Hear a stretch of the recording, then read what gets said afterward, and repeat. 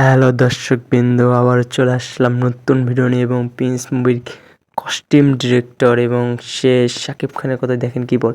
তার নানান লোক কিন্তু এই প্রিন্স মুভিতে রয়েছে এবং সে অ্যাকশন মুভি হতে যাচ্ছে এটা, কারণ শাকিব খানের কস্টিউম ডিরেক্টর এবং তার পোশাক বলেন, তারপরে তাসনিয়া ফারিন, তারপরে জ্যোতিময়ী, তারপর পিয়ান সরকার, যাদের কথাই বলেন না, কারণ সে সবার ড্রেস আপ মানে মুভির পুরোটা কস্টিউম ডিরেক্টর সে। তো দেখা যাক সে কস্টিউম ডিরেক্টর কী বলে। এবং চ্যানেলটিকে নতুন হয়ে থাকলে সাবস্ক্রাইব করতে কখনোই বলবেন না, কারণ সাবস্ক্রাইব আমাকে ভিডিও বানাতে প্রেরণা দেয়, আপনাদেরকে বোঝানোর জন্য প্রেরণা দেয়। তো সাবস্ক্রাইব করে নিন এবং ভিডিওটি দেখিয়ে আসেন কী বলে কস্টিউম ডিরেক্টর শাকিব খানকে নিয়ে। ইন্ডিয়ান যে আর্টিস্টগুলো আছে তাদের কস্টিউম ইন্ডিয়া থেকে হয়েছে, কিছু আর্টিস্টরা আবার বাংলাদেশ থেকে আমি করে এনেছি, কিন্তু পুরো ফিল্মের ডিজাইনটা আমি করেছি।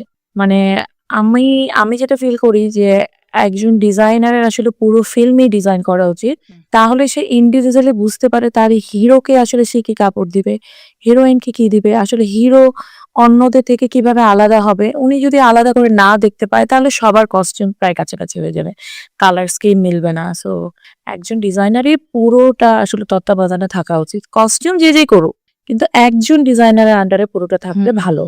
হ্যাঁ, প্রিন্সের ক্ষেত্রেও ভাইয়া একেবারে নরমাল কস্টিউমটা, ভাইয়া উনি হলো ইজ এ গুড হ্যাঙ্গার। মানে আপনি যাই পড়াবেন সেটাই উনি এত ভালো ক্যারি করে যে এইটা আপনার, আমার কাছে মনে হয় একজন ডিজাইনারের জন্য অনেক প্লাস এবং গুড থিং যে আপনার ক্যারেক্টার আসলে কিভাবে সেটা প্লেস করছে। অনলি আমার কস্টিউমের জন্যই যে আমার প্রশংসা হচ্ছে তা না, আমার হিরো সেটা ক্যারি করছে বা আমার হিরোইন ক্যারি করছে বা আমার যা আর্টিস্ট আছে তারা ভালো করে ক্যারি করতে পারছে বলে মানুষ আমার নাম বলছে। নাহলে আমাকে আসলে কেউ বুঝতোই না। আমি সব ধরনের ড্রেস পরতে পছন্দ করি, মানে আমার সবচেয়ে ফেভারিট ড্রেস শাড়ি। একটা প্ল্যান আছে, যেমন এখন আমার বয়স 42। সো আমি যখন আফটার 45 বা 46 হবে তখন আমি চেষ্টা করব সবসময় শাড়ি পরার। এই প্রজেক্টের পরে এখন আমি কোনো ছবি সাইন করিনি, কিন্তু আমি মনে হয় একটু ব্রেকেই যাব, বিকজ অফ আমিও অনেকগুলো ছবি করে ফেলেছি, আমার ফ্যামিলিকে টাইম দিতে পারছি না। আমার ছোট বাচ্চা মাত্র 2 and 7 month। হ্যাঁ, সো ওকে আসলে এখন আমার একটু টাইম দেওয়া উচিত, বিকজ অফ ওর বেড়ে ওঠাটাই আমি ঠিক মতো দেখতে পারিনি ফিল্মের চক্করে। সো আমি এখন বেড়ে ওঠাটা একটু দেখতে চাই, কারণ আমি এই ছবিটা করতে এসে যেটা আমার ফিল হয়েছে যে আমি আমার বাচ্চাদেরকে প্রচুর মিস করছি।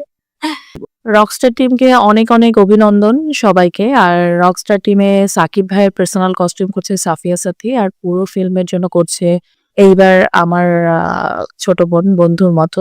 ওর নাম হলো বিথি। ও ন্যাশনাল অ্যাওয়ার্ড পেয়েছে, সো ও পুরো ছবিটা করছে। আর এই দুইজনের জন্য আমার অনেক অনেক অভিনন্দন এবং ভালোবাসা, যাতে ছবিটা অনেক সুন্দর হয়। এবং গল্পটা শুনেছি আমি, গল্পটা খুবই অসাধারণ। আমার মনে হয় দুইজন মিলে খুব সুন্দর করে ছবিটা প্রেজেন্ট করবে। আর কস্টিউম তো ফিল্মের জান, কারণ আর্টিস্ট পরে সবার প্রথম ওটা আমরা সি2 করি। সো ওইটা নিয়ে মানুষের এক্সপেকটেশন অনেক ভালো থাকে। আমার মনে হয় ওরা দুইজন খুবই ভালো করবে। অল দ্য বেস্ট দুইজন। তো প্রিয় দর্শকবৃন্দ, কি বুঝতে পারলেন কস্টিউম ডিরেক্টরের কথা, কি বুঝতে পারলেন এবং আমার কথা কি বুঝতে পারলেন, সবই কমেন্ট বক্সে জানাবেন, কারণ আমি আপনাদের কমেন্ট বক্স পড়ে জানবো কীরকম ভিডিও চান।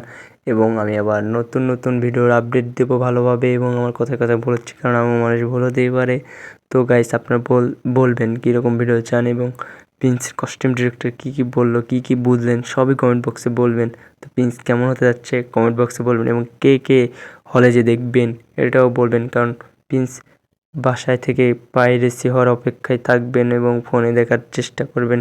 কখনো এটা করেন না, কারণ এটা প্রডিউসারও করতে, ডিরেক্টরও করতে এবং শাকিব খানও কিন্তু মন খারাপ করে চায়। শাকিব খানের ফ্রেন্ড কখনো এটা করবেন না, কারণ এটা অন্যায় এবং এটা একটা পাপের ভেতরেও পড়ে, কারণ একটা জিনিস চুরি করে দেখা কীরকম না। তো শাকিব এবং হলের বড় পর্দায় দেখার মজাই কিন্তু অন্যরকম। বন্ধু-বান্ধব মিলে যাব, সবাই আনন্দ করে দেখব।